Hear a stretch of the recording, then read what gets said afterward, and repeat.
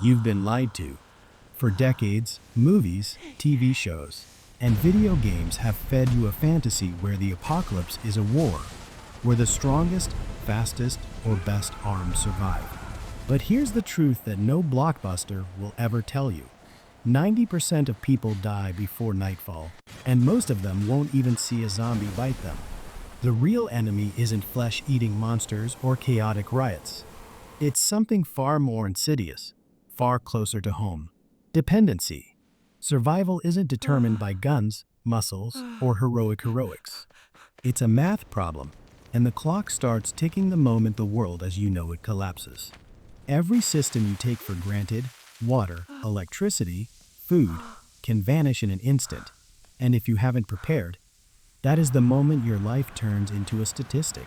By the end of today, most people will be paralyzed by indecision, frozen by fear, or scrambling for resources they assume will always be there.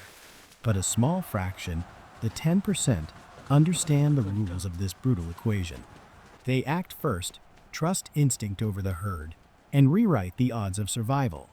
On day one, the apocalypse doesn't announce itself with chaos or screams. It whispers through the silence of systems you take for granted. Water stops flowing. Electricity cuts out. Grocery shelves are bare within minutes, not days.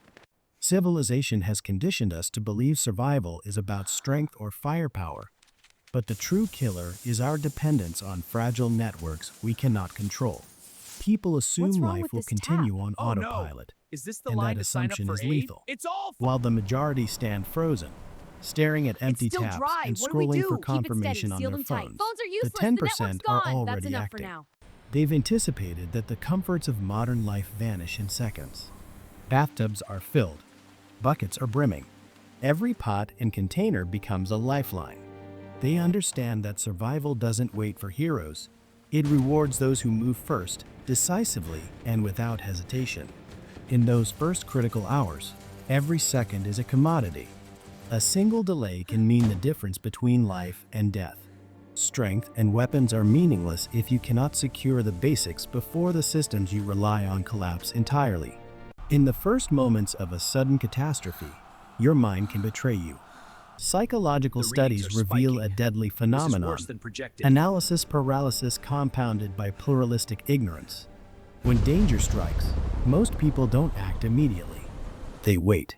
They look to others for cues, believing if no one else panics, there is no threat. In disasters like the 2004 tsunami or the station nightclub fire, countless lives were lost not because of the hazard itself, but because people stood frozen, waiting for social validation. In a zombie outbreak, this behavior is lethal. While the herd hesitates, the threat spreads exponentially. Seconds wasted staring at chaos are seconds the infection expands, seconds that separate life from death. The strongest, fastest, or best armed among the indecisive majority will fall because they trusted observation over instinct.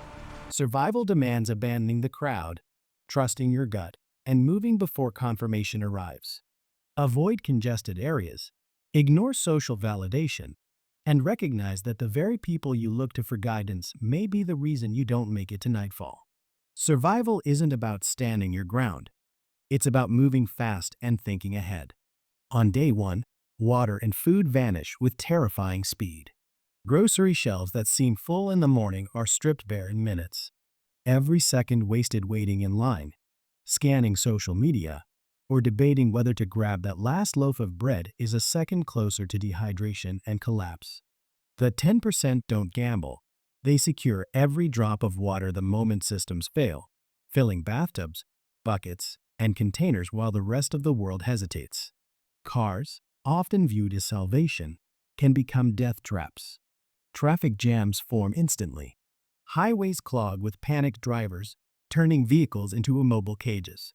While the masses sit trapped, the prepared move on foot, following routes the crowd ignores. Industrial edges, abandoned distribution centers, and flat rooftops become strategic fortresses. Unlike suburbs, these gray zones are built for security, with reinforced walls, steel gates, and limited access points. Mobility trumps firepower. A rifle in a traffic jam does little, Escape and adaptability are everything. The 10% exploit the overlooked infrastructure, the linear veins of the city, storm channels, and railway tracks, moving silently, efficiently, and ahead of the panic. Every decision to abandon convention is a step further from death and closer to survival. Nightfall on day one is when the apocalypse truly tests the human mind. Darkness strips away certainty, amplifies fear, and exposes every misstep. Most people will make the fatal mistake of broadcasting their presence. They hammer planks over windows, drag furniture to doors, and light fires for comfort. In doing so, they flag themselves as targets, signaling to desperate humans and the infected alike that there is something worth taking. The first night kills more than zombies, it kills through human error, exhaustion, and misplaced instincts. The 10% survive because they operate differently. They follow the Grayman principle, making their homes appear abandoned while reinforcing the interior. They plug bathtubs, block doors from the inside, and create layered defenses that protect the core living area. Hygiene and sanitation become tactical priorities, preventing illness when water systems fail. Sleep is treated as a weapon. Short bursts, rotations in groups, vigilance for every sound. Low-tech alarms, tin cans, broken glass, and improvised noise traps alert them to intruders without revealing their position. In the dead city, every light, every sound, every movement is a choice between survival and death. Acting as a ghost is no longer optional. It is the only way to see the sunrise. In the fantasy of video games and movies, the gun is king. In reality, it's often a death sentence. A single gunshot in a silent, abandoned city echoes like a cannon, drawing the attention of every zombie and desperate human within miles. The heroics you imagine, headshots, rapid-fire defense, don't account for exhaustion, adrenaline depletion, or the chaos of multiple attackers. Most people die because they treat confrontation as survival. They fail to see that avoidance is the true weapon. The 10% understand that mobility and discretion outweigh firepower.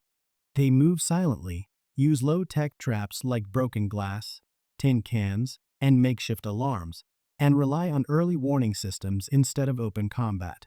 Evading danger entirely, rather than confronting it, conserves energy, prevents injury, and maintains control over their environment.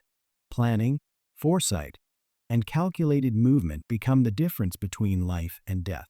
In a world stripped of order, the one who disappears before the fight begins survives, while the loudest, most armed person pays the ultimate price. By day 2, the apocalypse isn't just testing your body, it hijacks your brain. Civilization has trained us to rely on chemical crutches, caffeine, sugar, nicotine, and the constant dopamine hits from screens. When these vanish, the unprepared suffer violently. Splitting headaches, tremors, irritability, and mental fog become obstacles as lethal as zombies themselves. Judgment clouds, decision-making slows, and hesitation turns streets into kill boxes. The strongest or most armed among the chemically dependent will falter first because their minds cannot keep pace with the chaos around them. The 10% anticipate these cognitive pitfalls. They've weaned themselves from dependencies or packed tactical substitutes, caffeine pills, emergency rations, and strategies for mental clarity. Every decision is sharpened by a clear mind. They understand that in an urban apocalypse, awareness, adaptability, and problem-solving are far more valuable than brute strength or a full magazine. Mobility, observation, and foresight dictate survival. While the majority stumble under chemical withdrawal, the prepared move decisively, exploiting opportunities invisible to those whose brains are already betraying them.